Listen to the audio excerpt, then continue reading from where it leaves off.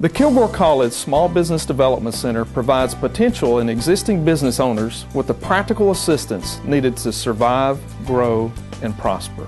We offer free, confidential, individual business counseling for small businesses involved in the retail, service, manufacturing, and wholesale industries, and just for those wanting to explore starting a business. Areas include business feasibility and startup planning, business plan preparation, financial management, and general management strategies. We also assist with SBA loans and conventional loans.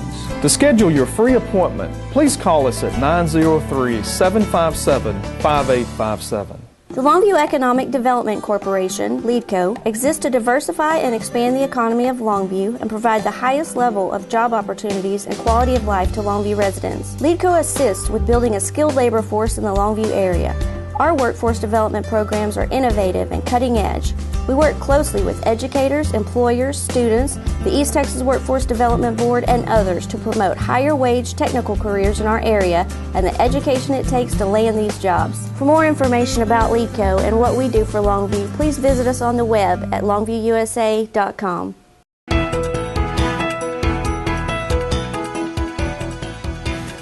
Lesson truth number 3.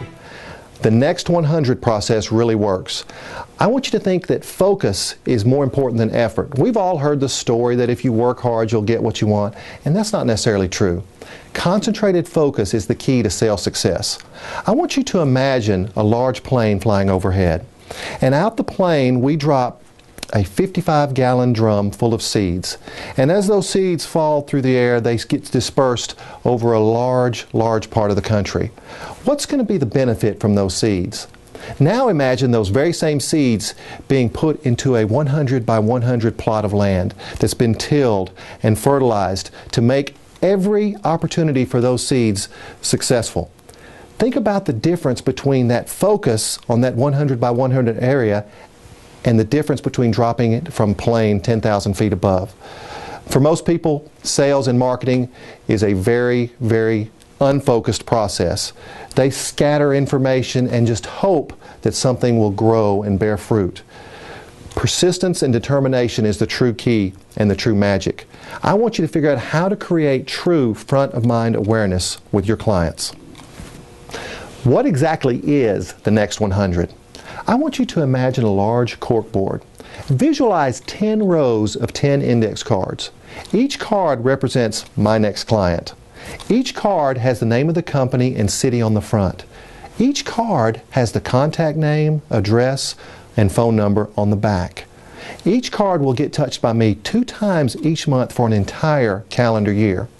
I want you to imagine how one interesting mailer, or toy, or Rubik's Cube, or a clever letter will impress upon that person who may have never heard of me or my business. I want you to imagine how one clever greeting card or news article will give them front-of-mind awareness about my company and what I do. You know, these mailers are going to be followed up by calls to schedule an education-based appointment. First of all, people don't want you to come in and sell to them. They want you to come in and deliver information. So if you go in talking about how to get them information that helps their business, then you create that need for them to want to know, well, how can John help me? How can he help my business be better? And you want to take them from, you know, I've really never heard of him, to, I think I've heard of him, to, you know what, I have heard of him, to, I'm doing business with him. That's contact relationship management. Lesson truth number 4. At any given time, 3% of people are ready to buy. I did some research with several of the groups that I was working with, and I asked a group, what are you interested in buying today? I asked them with a show of hands, how many of you are in the market to buy tires today? That if I had the right deal, the right tires at the right price, that you would buy tires today. And about 3% of the people raised their hand. I asked the same question about appliances. Who's in the market for an appliance today? The same thing works with homes, with cars, with anything that you can imagine. 3% of your people are in the market to buy right now. My question is, how are you getting in front of them? How do they remember who you are when they get ready to buy? What are you doing to keep that true front-of-mind awareness? And what would 3 of your dream customers do for your business over the course of this next year? Lesson truth number 5. Your contacts do not care about your goods and services. They only care about how you can help them. Customers respond to market data, not your product data. They don't care about your service, they care about how your service can help them accomplish their goals. If you want to have a great impact with your potential clients, share with them market trends and other data that creates a pain point to sell your services. In other words, you have a solution to their problem. You can ease their pain, and they will flock to you in droves to buy your product. Lesson truth number 6. Education-based marketing sells your products.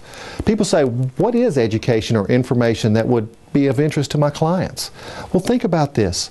Tens of thousands of baby boomers are leaving the workplace every single day. Who's going to replace them? What's going to happen to your business when the jobs return? And think about the fact that only 10% of people like to learn or be trained. And overlay that with the fact that only 30% of people are engaged in their work. What does that cost an employer? These are questions that I ask my clients and truly seek to understand what it is that they stay up at night worrying about.